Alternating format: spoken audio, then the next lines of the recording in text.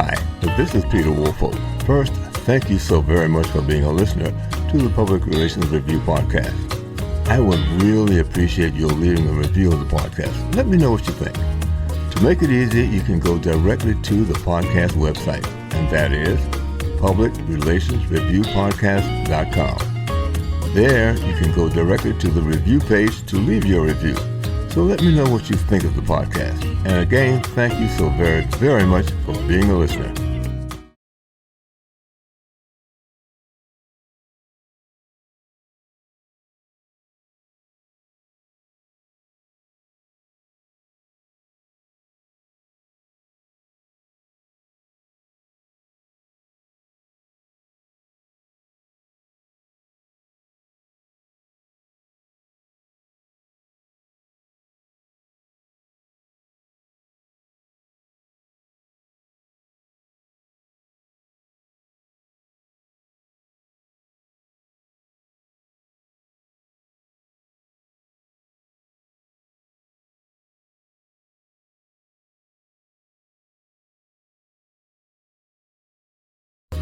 Welcome to the multiple award-winning Public Relations Review podcast, ranked by Apple among the top 1% of podcasts worldwide.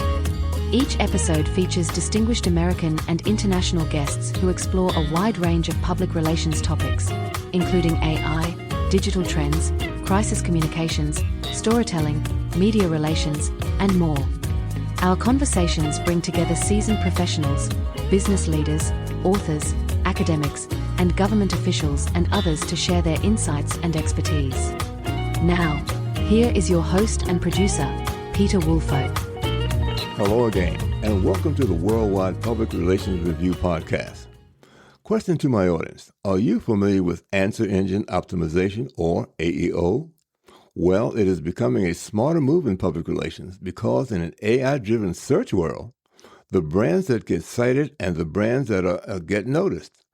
AEO and several other search platforms help PR teams to turn earned media, expert quotes, and credible coverage into stronger visibility, trust, and discoverability across the multiple tools people now use to find answers. Put simply, public relations is no longer just about getting mentioned. It's also about getting chosen as a trusted answer. Well, my guest today will help provide some expert guidance on the use of these new search engines and how to best use them. Joining me from Orlando, Florida, is Courtney Calderon. She is Executive Vice President of Uproar Public Relations. So, Courtney, thank you so very much for joining us today. Thank you for having me, Peter. Let's start by, first of all, defining what is an answer engine optimization and how it compares to other new search engines. Yeah, absolutely. Well, you nailed it in your intro, but you might hear it also referred to as GEO or Generative Engine Optimization. Those are essentially interchangeable terms. I like to use the term AEO.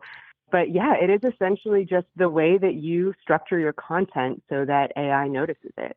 So how do you make it so that the content that you're putting out there, whether it is earned media or owned media, making it so that AI or LLMs, large language models like ChatGPT, Perplexity, Claude, et cetera, are able to easily read and cite you as a source in it. And so when you think of traditional optimization, a lot of times you're looking at SEO or search engine optimization. And I know that you all have kind of covered in the past LLMs and visibility and what that means, but I'd say the biggest difference when you're looking at AEO is something called the zero-click phenomenon, which if you think about SEO, most of the times what you're focusing on is rankings. How do I make sure that I or my client, whoever it is that I'm representing, pops up in that first page of results if I'm Googling something, just standard Googling? Whereas with AEO, you're focusing a lot more on the actual answer, not just the search. And so let's say I am on ChatGPT and I am searching for, maybe I'm a restaurant owner. I own a pizza restaurant. I might go to ChatGPT and ask it, hey, what's the best point of sale system for a fast casual pizza restaurant? And the interesting thing is that you might be able to get an answer without ever clicking a single link, which is different from SEO, where you might get ranked on that first page, but typically a potential customer is still going to do their research. They're going to click through the first few links, go to different websites, maybe request demos on those websites to get some answers there. But with AEO, instead, ChatGPT or Gemini is probably going to be giving you the direct answers. So they might recommend the top 3 point of sale systems, and it might give you some specifics within that. Like, here's what you should be looking for if you are this size restaurant. And if you're more focused on this, then this would be your best bet. It's really going to give you the solutions right there to where you might find your answer without ever having to do any click-throughs, which I'd say is probably the biggest difference and the biggest way that the landscape has changed. And I'm sure we'll get into it, but it's actually incredibly exciting for PR because you mentioned trust in your intro. And that is a huge, huge part of this, is figuring out not just how can Google find me, because that's really the big thing with SEO, is how does Google find you? But with AEO, your focus is much more on how do I make AI trust me? And that's really what the focus is here, and what a great AEO program should focus on as well. Now, when you said that you're liable to get direct answers, does that mean they will actually give the name of the company or organization that you're actually looking for?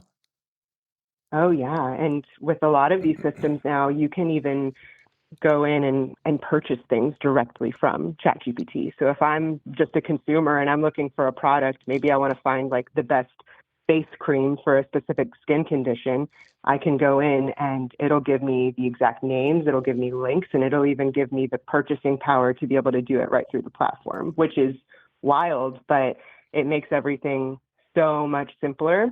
And it essentially makes it so that if you are not showing up in those results, you don't exist. There's no scrolling through to multiple pages to see if I can find something I want.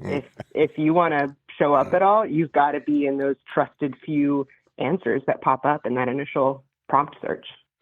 Well, that brings on an interesting question then. And now, how do I go about forming the verbiage, if you will, that gets me picked up by AEO engines?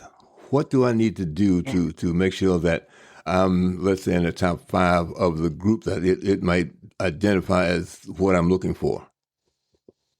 Yeah, that is the golden question. And it's part of definitely a larger conversation. And AEO as a service or as a program, so if you're focused on optimizing for answer engines, there are a lot of different components that fall into that. And fortunately for us, PR is a very, very big piece of that, because as we talked about, trust matters a lot, consistency.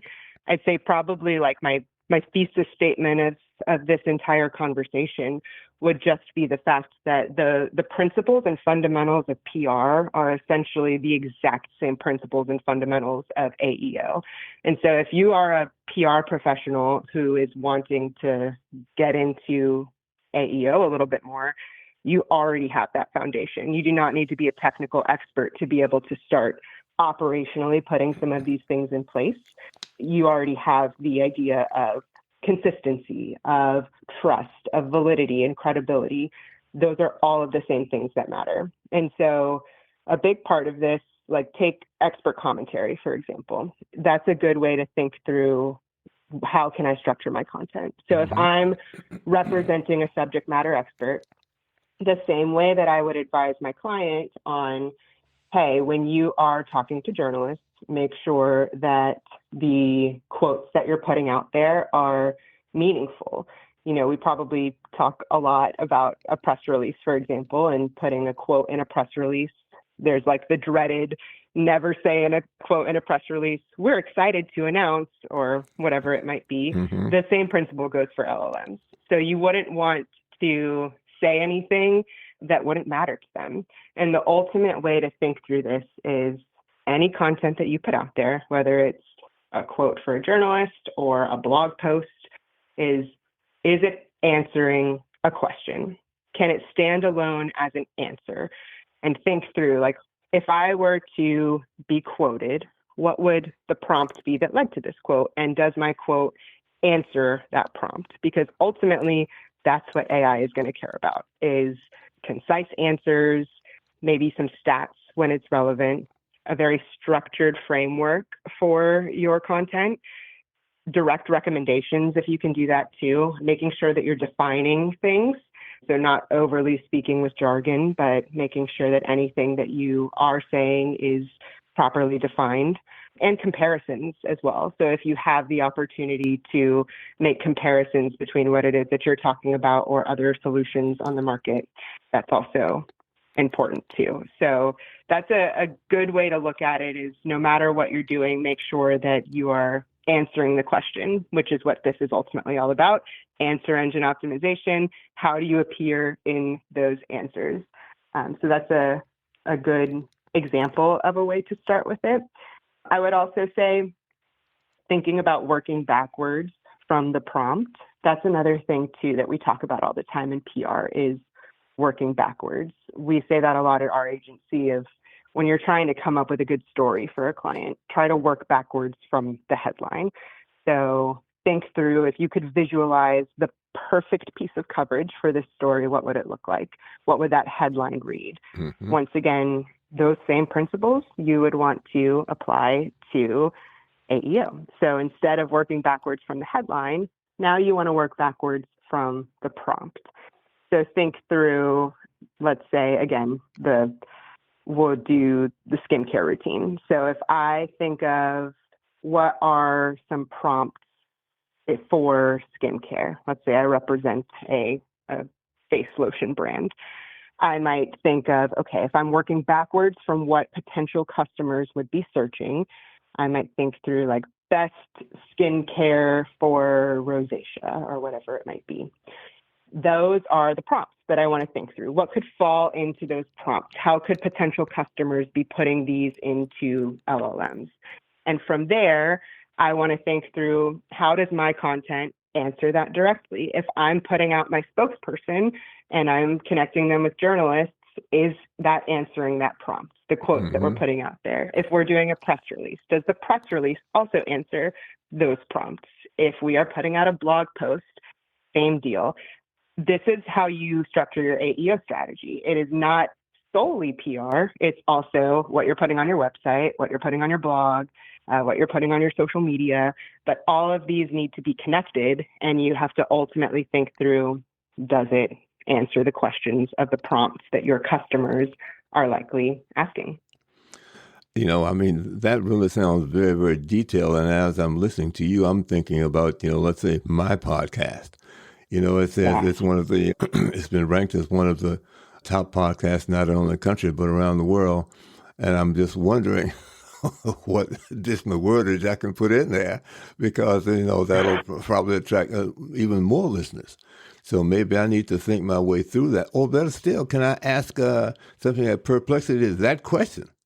What would I need to further improve? What verbiage would I further need to improve my podcast to increase my listenership? Well, that's why auditing is really important here. And it sounds like you've been doing that already, which is great, of, seeing what comes up when you put that into Perplexity, for example. But also think through not just where you're already showing up, but probably more importantly, where you're not showing up yet. So if you go into any of these platforms, and there are so many solutions, by the way, that you can look into to be able to run this for you. So you could literally just Google right now, like AEO platforms, LLM visibility platforms, or you can put it into ChatGPT, and you'll be able to see all of these different engines that will essentially do an audit for you of where your brand is appearing and where it's not, which are great. But you can also start off with just kind of doing a rudimentary audit yourself of going into each of these LLMs. So Claude, ChatGPT, Gemini, Perplexity, even Grok you could use as an example. There's also, if you think of like the Google AI overviews, so when you Google and at the top of the results, there's always an AI overview. That's one you don't want to rule out either, is how do you appear in the AI overview section too. But yeah, think through first, where are you not appearing? So if I go in and I search for what are the top PR podcasts in any one of these LLMs, and yours is not popping up, what you want to see is who is, and then you can find the sources. So where is it pulling from? Is it just pulling directly from the Apple Podcasts or Spotify itself, or is it pulling some aggregated lists? Is it pulling directly from the website? You want to see what are the sources and what is it pulling first. And then if there are any sources that are popping up where you're not listed, that's where you would kind of redirect your strategy of thinking, okay, these are the sources I want to be named in, and then look at the content. So in these answers that pop up, what is it saying? Are they phrasing things a certain way? Are they positioning themselves in a different way of answering that question of why it's a top podcast? So a lot of it just has to come from research and figuring out, here's where I'm appearing really nicely, which is great. But again, where am I not, and how can I change that? And so think through all of the possible prompts that could lead someone to you. Of course, what are the top PR podcasts, but also just guidance on starting a PR firm, or guidance on learning how to write a press release effectively. Anything that could possibly lead somebody to come to your podcast, those are the prompts that you want to think through, and then see where you're appearing and where you're not. Because if you ask a leading question of, hey, can you tell me more about my podcast? You're going to get some good information, but you're not necessarily going to see the broad landscape of where you are and where you're not. And I would encourage that of anyone else as well who is trying to start auditing for any given brand. Is there's two pieces to it. It's A, how is AI seeing you as a brand right now? And then B, are you appearing in, is AI finding you in all of these searches? And those are two separate audits that you would need to conduct on their own. But again, there are platforms that will do this for you, but you don't necessarily have to start with that either. What I will tell you, though, is that podcasts as a whole, that can be a huge part of AEO strategy too. So I would say that to any PR professional as well, is making sure that if you are not focused on podcasts, so for example, getting your clients booked on podcasts, you should be. It is a big part of what makes AI trust you. Because if you think about it, we talk about these terms like credibility and external validation. That's huge. It's a long form piece of content, especially if the transcript is available. That makes it even easier for AI to find it. It creates conversational expertise. So these ideas that are very consistent and repeatable can get syndicated, especially if you're thinking through, again, how do I answer questions in the content that you're providing in the podcast? And then the more and more you do it, the repetition of it means that experts get associated with topics repeatedly. And so, for example, Peter, for you, just being the host, I imagine that the repetition of having the transcript of you being a PR expert means that you would probably be indexing very well in a lot of these LLMs just because of the repetition and the long form content alone. Because it's not just about brand awareness, it's discoverability as well. So podcasts are a big part of that. If you're looking at the overall AEO footprint, it plays a massive role for sure. Well, one of the things I can say that one of the places that I put my podcast site puts all that information up there. It says that, we SEO optimize a lot of things, what it says, where it puts information, how to make sure that the podcast is being located. And quite honestly, I have seen an increase in the number of downloads that I'm getting, maybe on a monthly basis, so forth and so on. So, these sort of things have obviously helped the podcast grow. But sort of shifting the gears here a little bit, how do PR firms, because we all know that there are a boatload of them out there, how do they need to make sure that they are also discoverable? Because, here you are helping other people to be discoverable. How do you make your firm discoverable so that under certain conditions you pop up at the head of the list? Yeah, that's a great question. And again, it is a lot of research too, right? It's the same thing. Like SEO doesn't go away just because AEO is here. They really are still very much connected. And I think of AEO as like, whereas PR and SEO were kind of like cousins, I would say that PR and AEO are siblings. And so that's why I keep reiterating, don't trust your gut as a PR expert, because that is, you have those fundamentals. And so how would you position this for a client?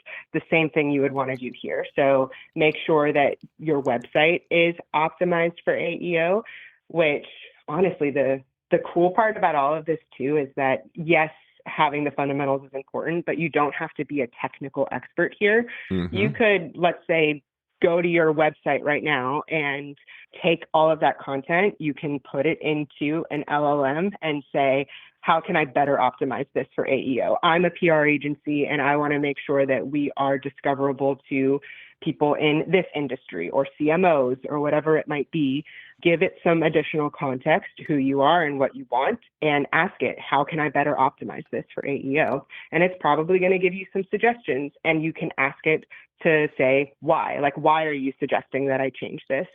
It might be something as simple as taking your blog posts and instead of having them written in kind of like a cutesy tongue-in-cheek way, maybe instead it's saying to add in some subheads that are in the form of a question, and then you're answering the question. Mm-hmm. Or maybe it's recommending on the homepage a little bit more specific content for you to do. But that's the beauty of all of this, and it's frightening in some ways, but it's also very cool, is that you can utilize what's already there and just ask these LLMs to help you with your strategy. You don't have to start from scratch. Mm-hmm. And the same way with a press release, you can write the press release in the way that you would as a PR expert, and then maybe you can run it through. I know a lot of these, even some of these newswire platforms, have native ways for you to optimize it for AEO as well. But either way,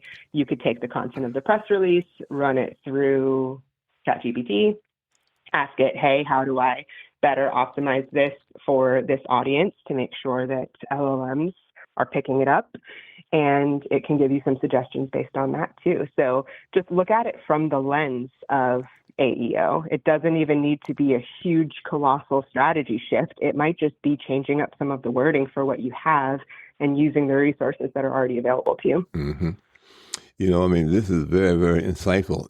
One of the things that I think helps right here is that obviously my audience, they're public relations people.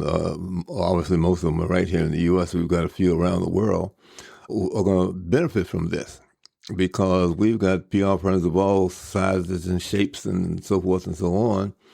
And a lot of them might need this information because they might have staff that don't have the kind of information you have to impart to your clients. And I think that from where I'm sitting here and what I'm hearing is that they could certainly benefit from this information, and whether they're in Wyoming or North Dakota or wherever they happen to be, can certainly benefit from this, because we all go through the same exercises, but the outcomes might not always be the same.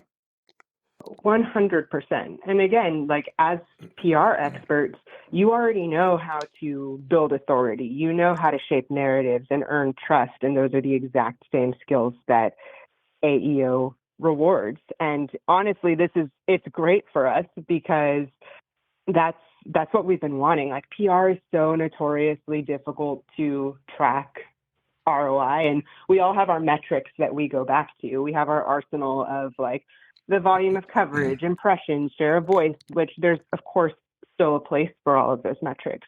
But this just takes it to a new level, and it only helps us. If you are an agency where you have clients where you feel like you are constantly having to showcase ROI, this is insanely helpful, because now we're able to show, this is where you're actually being found, and you can do it yourself. You can just go into Gemini and search for terms where your client wants to pop up, and either they pop up immediately and you can see that it's being sourced from coverage that we secured, or if it's not, we can directly find ways to influence our strategy to change it so that we can start showing up in those.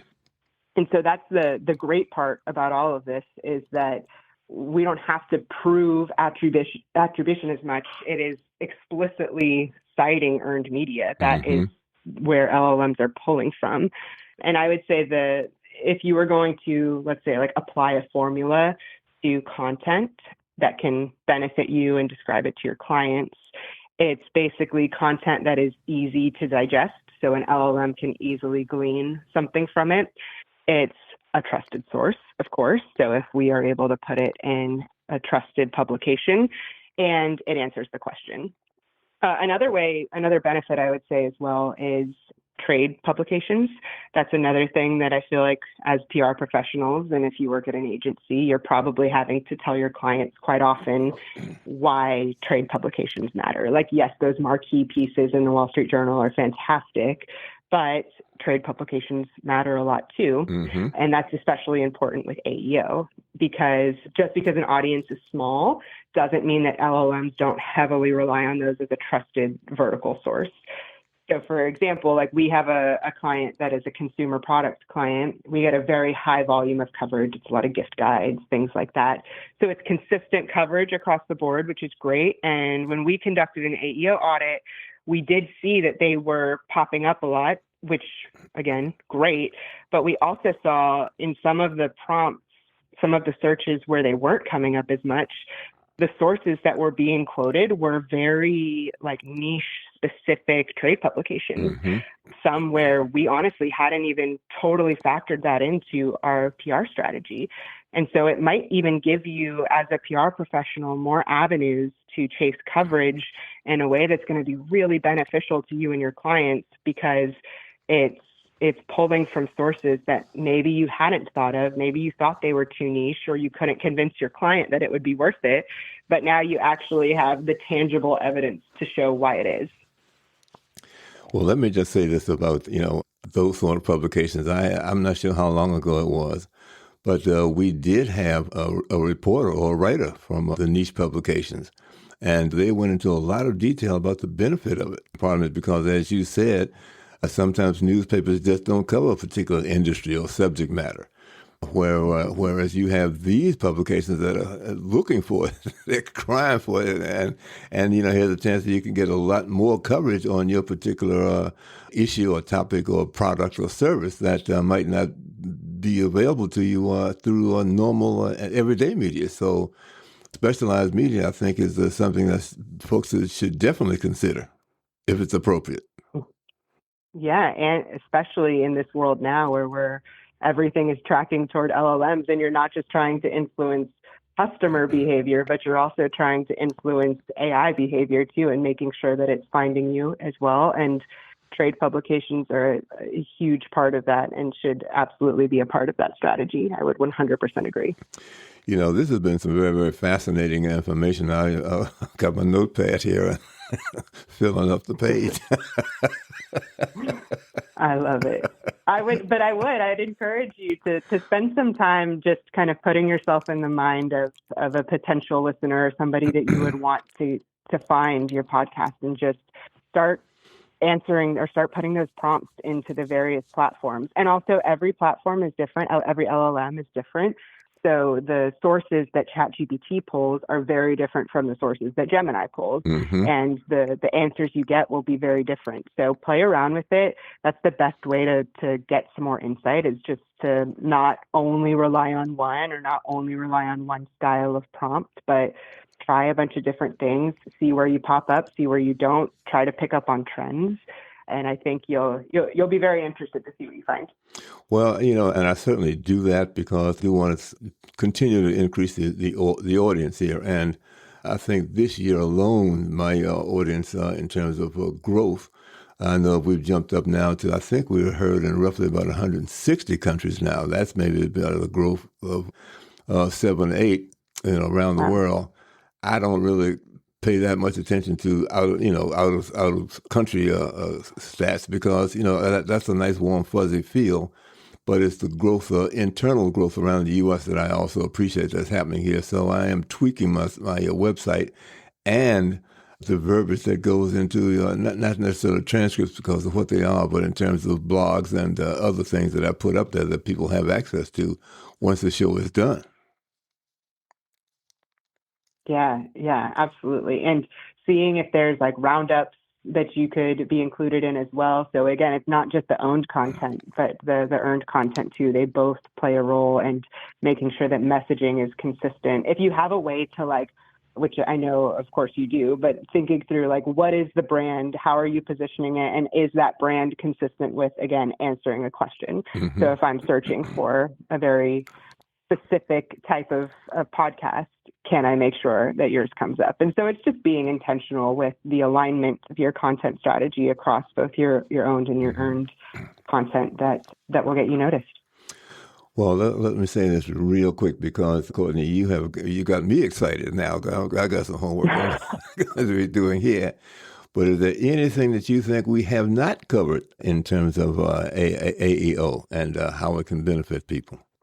I don't think so. I think we covered it all. I would say there are a lot of stats out there now of just how much this matters. And so if, as a PR professional, you ever do need to, again, put more evidence in your back pocket to show why this is so important.